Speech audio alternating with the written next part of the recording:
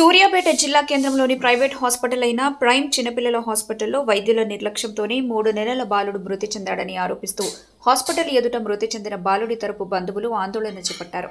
తుంగతుర్తి మండలం గుడితండాకు చెందిన జటోత్ జలంధర్ మనీషా దంపతులకు మొదటి సంతానం కలుగ్గా 4 రోజుల క్రితం బాలుడికి జ్వరం రావడంతో సూర్యాపేట జిల్లా కేంద్రంలోని పిల్లల ఆసుపత్రికి తీసుకుని వైద్యం చేయించగా మొదటి 2 రోజులు బానే ఉన్నాడని 2 రోజుల నుంచి ఆరోగ్యం క్షీణిస్తుందని తెలిపినా వైద్యులు పట్టించుకోకుండా ఉన్నారని తెలిపారు. దీంతో బాలుడి ఆరోగ్యం విషమించడంతో ఖమ్మం లేదా హైదరాబాద్ తీసుకెళ్లాలని వైద్యులు చెప్పగా ఖమ్మం తీసుకెళ్లగా అప్పటికే బాలుడు మృతి చెందాడని వైద్యులు తెలిపారు. పూర్తిగా ప్రైమ్ పిల్లల హాస్పిటల్ నిర్లక్ష్యంతోనే తమ బాలుడు మృతి చెందాడని, హాస్పిటల్లో సరైన వసతులు లేకుండా వైద్యం నిర్వహిస్తున్నారని, జిల్లా వైద్యారోగ్య శాఖ అధికారులు హాస్పిటల్ సీజ్ చేసి కఠిన చర్యలు తీసుకుని తమకు న్యాయం చేయాలని డిమాండ్ చేశారు. ఘటనా స్థలానికి చేరుకున్న పోలీసులు ఎలాంటి అవాంఛనీయ ఘటనలు జరగకుండా బందోబస్తు ఏర్పాటు చేశారు.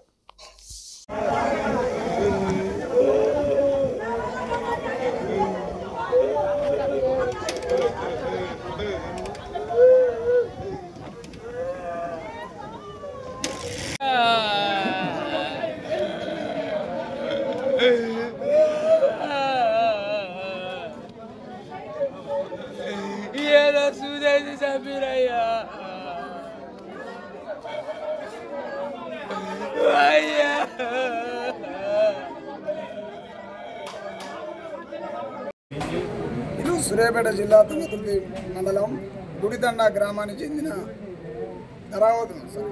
జాటోత్ జయేందరు మనీషా వాళ్ళకు కుమారుడు ఆ బాలుని తీసుకొచ్చి ఇక్కడ హాస్పిటల్లో ఈ రోజు నుంచి 4వ రోజు అడ్మిట్ చేశారు.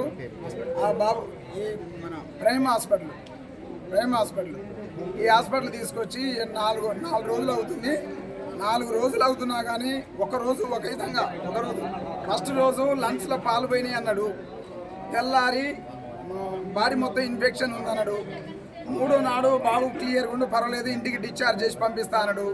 4వ రోజుకి వచ్చేసరికి బాబు సీరియస్గా ఉండు కిటికీలు ఉండి బతకలేడని చెప్పి 4వ రోజు అన్నాడు. ఇది ఏందని చెప్పి తెల్లారి గట్ట మేము అందరం వచ్చేసరికి బాబు పొదిచినప్పటికీ 90% అయిపోయింది, ఏం లేదు. తెల్లవారు నైట్ మొత్తం మొత్తుకుండు బాబు. వీళ్ళు 2 ఆడవాళ్ళు ఉన్నారు ఇక్కడ, బాబు అమ్మమ్మ తల్లి వాళ్ళు ఉన్నారు. నైట్ పోయి కంపౌండర్ వాళ్ళని పోయి లేస్తే మీకు ఏం తెలుసమ్మా పండుకొని సపరేట్గా పండుకొని మీకు ఏం పని లేదు, ఇక్కడ చిన్నపిల్లలు అట్నే మొత్తుకుంటారు అని చెప్పి వాళ్ళని ఇచ్చేసారు. ఏదో గద్దాయించగా వాళ్ళు సపరేట్గా పండుకోరు. బాబు తెల్లవారు ఏడ్చిండు. తెల్లారి మేము వచ్చినాం. వచ్చి ఇదేంది అని చెప్పి అప్పటికి అది ఇంటిలేటర్లు ఎక్కించారు.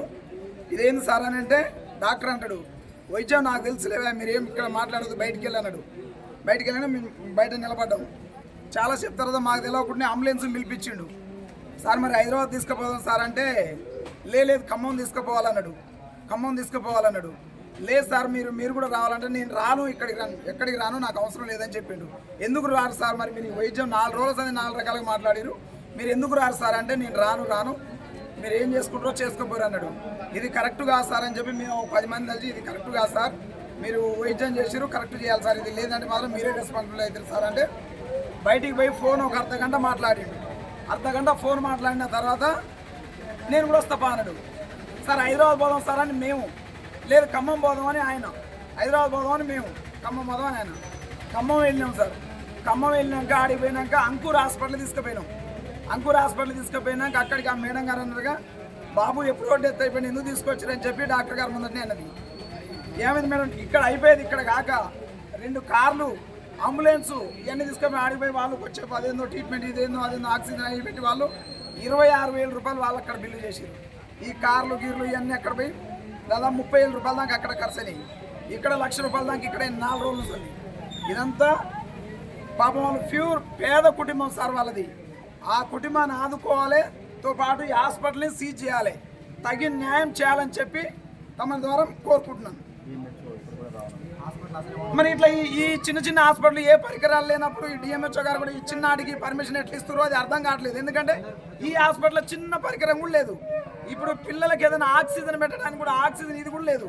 మరి అన్ని బయట నుంచి తెచ్చుకొని చేస్తున్నారు. మరి ఈ చిన్న హాస్పిటల్కి ఎందుకు పర్మిషన్ ఇస్తారు, దేని వల్ల ఇస్తారు, ఏం చేస్తుంది గవర్నమెంట్?